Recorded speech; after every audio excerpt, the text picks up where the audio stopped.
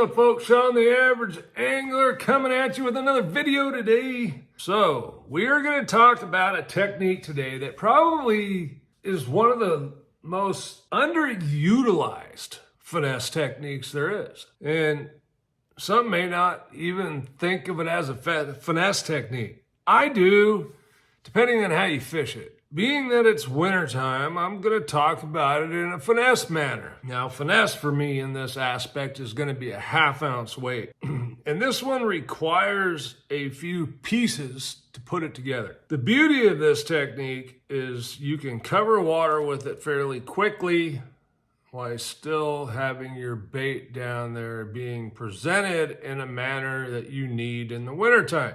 I do fish it a little different than I do in, say, the spring, where it really becomes a player. Wintertime, it can be phenomenal. And I don't know why so many people don't like fishing this technique. I really don't. It's not a difficult technique to fish. It's actually pretty easy. The way I'm going to show you how to rig it up is pretty easy.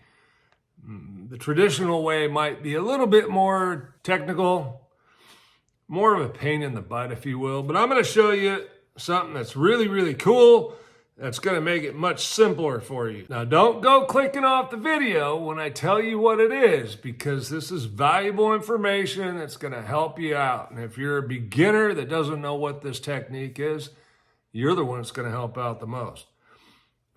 And for the people that just don't want to fish it, okay? I got my line right here. I'm going to tie this rig up for you here in a second. This is the rod I'm going to use for it. It is an Irod 754S. It is of the fiber series, okay? It's called the Magic Stick. We're going to make some magic with the Magic Stick. This is a $99 or $109 rod, okay? Let me tell you, it does not feel or fish like a $109 rod. I think it's $109.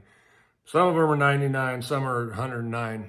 It goes by the length of the rod or whatever. We are going to tie up a Carolina rig. Okay, very simple. We need a weight. Traditionally, I would use a 1/2 ounce lead egg sinker. They're in the boat. So I've got a 1/2 ounce tungsten that I pulled out of the garage, which means I am going to leave one piece of the puzzle off, and that is simply a glass bead, okay? Do not use a glass bead with tungsten, because the tungsten will shatter the bead on the hook set and cut your line. There are other beads you can get to use with tungsten. All right, so what we're gonna use instead of the traditional way is this here. It's called the Carolina Keeper, okay? It is essentially a little round piece of tube with a hole in it. But it's not thin wall tube, you can see there.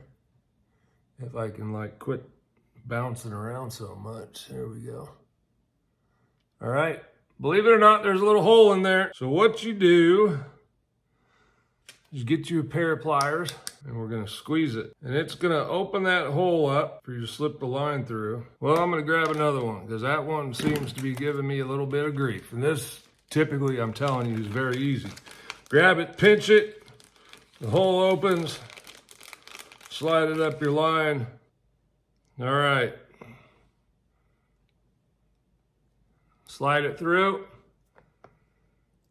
When you let it go, it'll lock on, okay?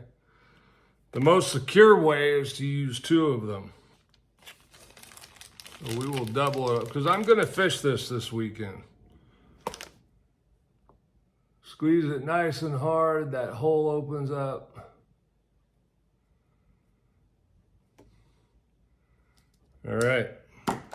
Now the nice thing about the Carolina Keeper is you can adjust it. You want to make it longer, just slide them up. Okay. And when you're good, bingo, there it is. All right. Next, we got us a 4/0 BKK worm hook, okay? I'm just gonna tie a simple Palomar knot on there with it. This is 15-pound Berkley big game line. Like the super budget rig here, you know, $99 rod, freaking Berkley big game line. Using the Carolina keeper rather than a swivel. Of course, I got the tungsten weight on there, offsetting all of that, but typically I would use the lead weight. Lead weights are very inexpensive. The beauty of this rig is you got no knot there that your weight is banging against. So one, we don't have to worry about damaging our knot. Two, it's adjustable quickly, right? And I'm telling you, man, you get around, you find yourself a ledge or a drop off, Carolina rig can be freaking phenomenal. All right, and the bait I'm going to use, this is a man bear pig.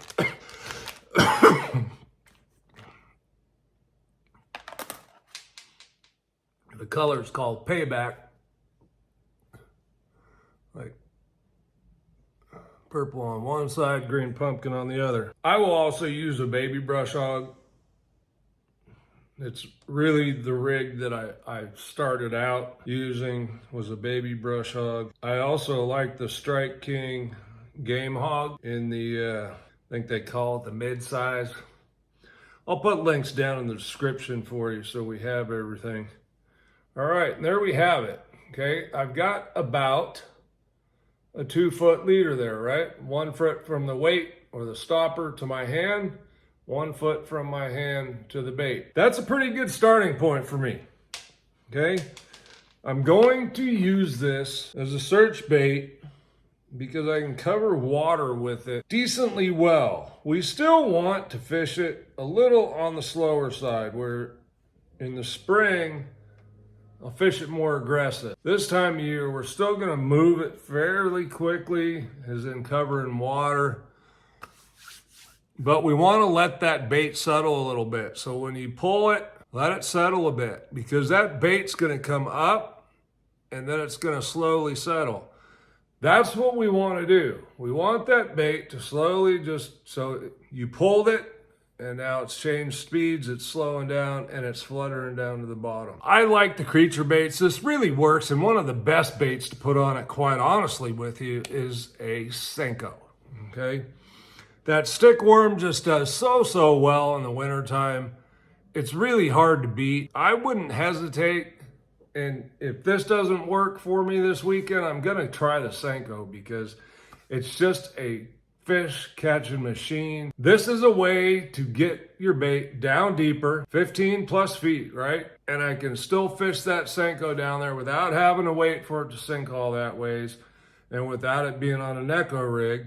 This is a little different presentation, but let me tell you, a lot of people start out throwing a Senko, just Texas rig with the weight, and man, I'm telling you, they catch a lot of fish. And I think those of us that have been around fishing for a while, we kind of get away from doing some of these simpler things that are so effective. And look, I promise you, the Carolina rig is way underutilized, okay? It catches fish. I don't know why people don't like to fish it, but I do know from fishing pro-ams that there's a lot more guys fishing it than what are telling you. Most of those are on the pro side of the boat too. It's a fact. I mean, I don't know what else to say about it. It's a great technique. In the wintertime, and with this setup, I do want to say, if I was going into a tournament, I would go with my traditional weight and swivel, right? But by that time, I've figured out how long a leader do I need, okay? I'm gonna put the swivel on there. This works just as well. Look, see, the weight's still sliding. We have the same effect as we do with the regular Carolina rig. We just have the 2 red stoppers here, which makes it much easier for us to adjust our leader length for different situations to find out what the fish want. All right, fish the fish, not the fisherman. Sean the Average Angler. If you like this kind of content, like, subscribe. We'll see you on the next one.